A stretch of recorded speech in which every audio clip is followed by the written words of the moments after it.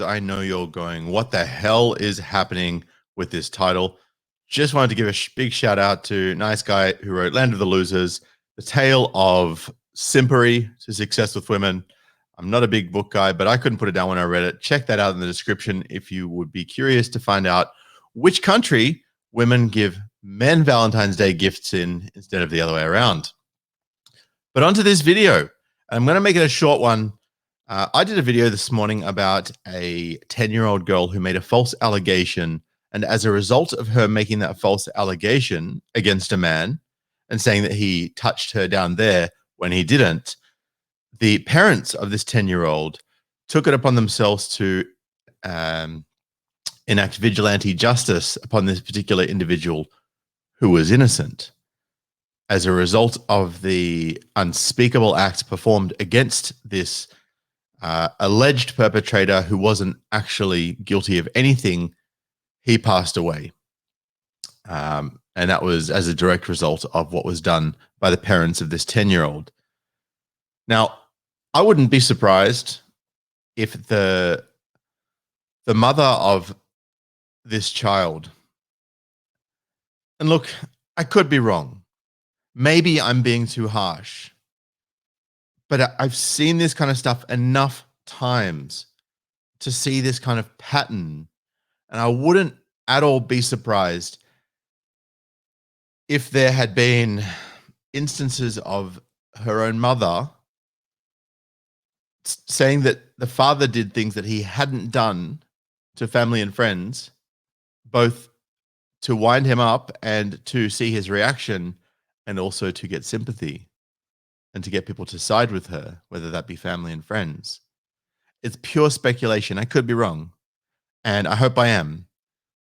But that just leaves more questions than it answers, because if I am wrong, then where did she learn this behavior from? But anyway, let's get on to today's article. So, guys, what's the benchmark today to be a loving, caring mother? What's the benchmark? Because I'm kind of curious as to what that line is. What do you have to do in order for the mainstream media to put out headlines calling you a loving, caring mother? Let's find out. Here we go. Investigation after loving, caring mum does away with her 2 sons. The murder of 2 teenage boys by their mother, who tried to terminate 4 more of her kids. So she actually tried to get rid of 6 of them. 6 of her kids. How many kids does she have? She's successful in getting rid of 2 of them. The murder, so it, and I quote, could not have been predicted or anticipated, a report has found. Sarah Barris and her half-brother, Brandon Mashin, 39, were jailed for life last year after killing their 2 eldest sons at their home in Sheffield, UK. So Sarah and her half-brother. So obviously, okay, right. So just to unpack this for a second. Sarah and her half-brother, which means that he was, I mean, if the brother was just simply to married in, like, was brought in by the stepfather, I don't know. From what I can gather here, Sarah's mum was a single mum. Sarah's mum got a boyfriend after breaking up with the father of Sarah. No, here we go. It looks like Brandon had the single mum. The single mum then got a new boyfriend, had a child with a different father, which was Sarah, and these 2 kids have ended up sleeping together and having children. This is a train wreck. This is an absolute train wreck. Oh my goodness. I mean, the only other way that he could be a quote unquote half brother is if, Sarah's mum or father has partnered up with someone else to cohabitate who is the opposite sex, I guess, maybe same sex, who knows? And they've brought their child along from a previous relationship. Either way, this is a freaking train wreck. So the pair throttled Blake, 14, and Tristan, 13, at the family home in May 2019 in a bid to poison all the kids failed in the hours before. So they tried to do away with all of the children. They tried to get rid of every single one of them. A serious case review published on Friday found that professionals involved with the mother described Barros as a loving, caring, and competent mother. Right, here we go. Listen very carefully. Professionals involved with the family. So would they be psychologists and family court writers and social workers? You know, all of these highly educated university graduates that have gone through a education system, quote unquote education system, that teaches them women bad, man good. Could that have anything to do with it? I mean, it's possible, right? So yeah, other options are good, says half brother means they share a common parent. Yeah, but is that a parent by marriage afterwards? Or, I mean, you just don't know how the way things are worded. You never know these days. So my closest presumption would be that they have at least one parent who is the same, which means that they are biologically related and having children together. This is the couple here. The report, you know, that serious case review found that had professionals involved that described Barros as a loving, caring, and competent mother when clearly nothing could be further from the truth. That same report, that same case review published by those so-called professionals, commissioned by Sheffield Children Safeguarding Partnership, found that none of the agencies who had contact with Barros could have predicted what happened. Of course they couldn't have. Of course, because she's female. How could she ever do anything wrong? Author Alex Walters said, the deaths of these two children is a tragedy, and there is no evidence from the review process that any of the practitioners and agencies involved with the family could have predicted the actions taken by their parents. This review has seen significant evidence of effective and caring practice with the children by all agencies involved with the family. The review said, and I quote, practitioners saw Barros as a loving, caring, and competent mother. End quote. Professionals' view of mother's parenting was overwhelmingly positive, and she was seen as a competent, caring, and articulate parent who supported and fought hard. She fought so hard for her children's access to appropriate support and help because she just wanted to help them. She just wanted to support her kids. She wanted to support them by trying to poison all 6 of them. Scoop on with the super chat, Child Protection Resources online. 70.6% of mothers are likely to cause child abuse and neglect and are accountable for 70.8% of child fatalities. There we go. Proofs in the pudding. And look, guys, I don't expect you to read a comment on YouTube and just go, well, that must be factually true, because so much of what we see on social media is lies and manipulation and changing of wording and smoke and mirrors, which is why I'm so careful reaching absolute conclusions without acknowledging the possibility that potentially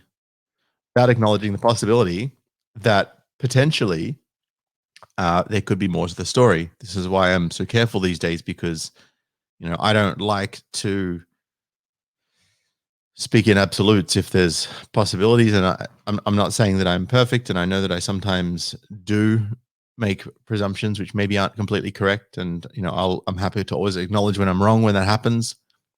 But just be careful, guys. Whatever you read, dig deeper, I guess is what I'm trying to say. And as I highlighted before, Belfort Baxton says, guys, you might want to read the book Understanding the Borderline Mother by Christine Ann Lawson. Just saying. She discovers Medellin bipolar disorder, which mothers in detail. That sounds like an interesting read. I might just have to. I might have to check that out. I'm gonna just quickly screenshot that. Cool. All right, let's go back to this. Yeah, so apparently she sought appropriate support and help for her kids all the time and was a great mum. She frequently self-referred to support services and the police. The reason I stumble there is because in my work I have to use the term self-report a lot. So I went to say self-report instead of self-referred. Sheffield Crown Court heard last year that Barras and Mashin colluded to strangle the two teenagers before ensuring their deaths by placing rubbish bags, over their heads. The court heard that two of the children they had plotted to murder were under the age of 3. Their sentencing hearing heard how they had also forced all the children to take tablets gathered from around the family home. The court heard that Barras and Mashin expected the mixture, which included prescribed ADHD medication, of course, because their hyperactive behavior might have nothing to do with poor parenting and totally got everything to do with the fact that they're just boys who need to be medicated. Right? Of course. Again, not making any assumptions, but I've seen this too many times to really entertain too much else. When that failed, they killed Tristan and Blake before attempting to drown another child in the bath. Prosecutors said the picture of the family to the outside world was a household of a loving single mum. There we go. We have it. The household of a loving single mum with 6 children, heavily supported by her brother, Brandon Mashin.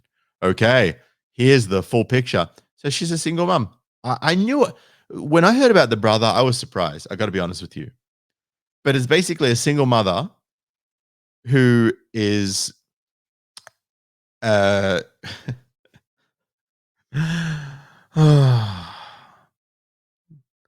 either biological half brother or step brother from a second relationship from, I presume, her mother.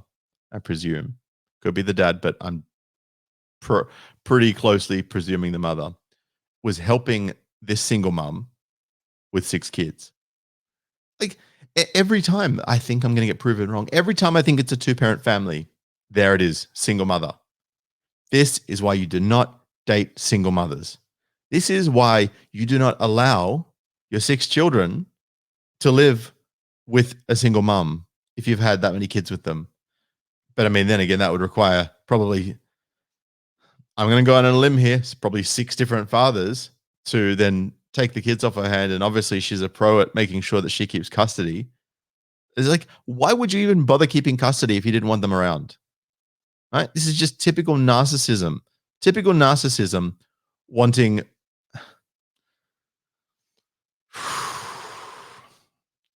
to have everything their way until they don't want it their way. But none of the professionals working with the family knew that Barras and Mashin were in a relationship. And that he was the father of all 6 children. So she's not a single mum. See, this is the media. She's not a single mother if he's the father, which leads me back to my original head shake. This is how the media are so careless with the way they word things. This is why you cannot believe anything the media says without thoroughly investigating and reading it through properly. The court heard the children believed and even told officers at the scene that the father was dead, having died in the Second World War. A judge was told that the mother of 6, wait, how old are these kids? There's no way that, I mean, these kids are teenagers, man. These kids are teenagers. How old were they again? 2 teenage boys? Yeah, the father totally died in World War II. Wow. This is how any excuse to justify behavior. Yeah, so the children believed and even told officers at the scene that their father was dead, having died in the Second World War. So this mother lied to these kids that their father died in the Second World War. How do you lie to that many kids? How do you, do you say, well, hey, your father is a guy that I actually don't see anymore? that died in a war that happened before you were born? Like, when did World War II happen? Look, this is showing. I'm not a historian, guys. I'm not a historian. I sucked at history at school. World War II was a global war that lasted from 1939 to 1945. So, in order for that to be even possible, right? 19 is the last year that you would be a teenager. So they would have to be no older than 1964. Yet here we are in 2019, 2020. This is how openly brazen some mothers are with lying to their kids. A judge was told that the mother of 6 was heard repeatedly making remarks such as, "I gave you life, I can take it away." How is that not an indicator to the professionals that there might be cause for concern? Are you serious right now? Wow. Wow. The court heard that she had sought help from the local authority with the youngsters, texting a friend saying, "I've thought of every possible solution to this mess. Mass murder, putting them all in care, checking into the local nut house. I love my kids too much to kill them. I can't put them into care for the same reason." But yet you still went ahead and killed them. You still did it. David Ashcroft, chair of Sheffield's Children's Safeguarding Partnership, said the review had found significant evidence of effective and caring practice for the children by all agencies involved with the family. He added, however, as with any review, the process of reflection has identified some areas where the current systems and processes could be improved. Areas highlighted for review included improving the understanding of and response to harmful sexual behavior, reinforcing the need to take a holistic view of a family's engagement with the authorities, and paying more attention to male carers.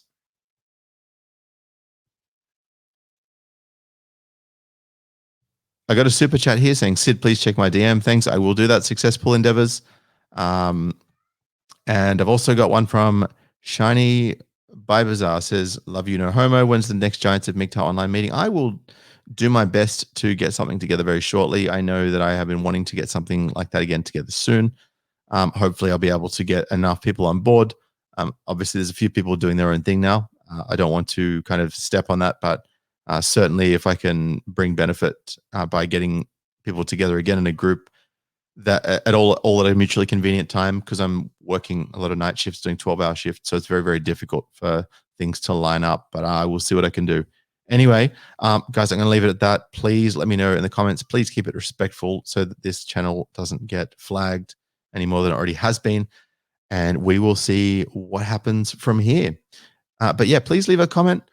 Leave a thumbs up if you want to donate. Check out PayPal. If you want to check out a new browser that's not Chrome or Internet Explorer or Mozilla, head on over to sydneymctow.com/brave.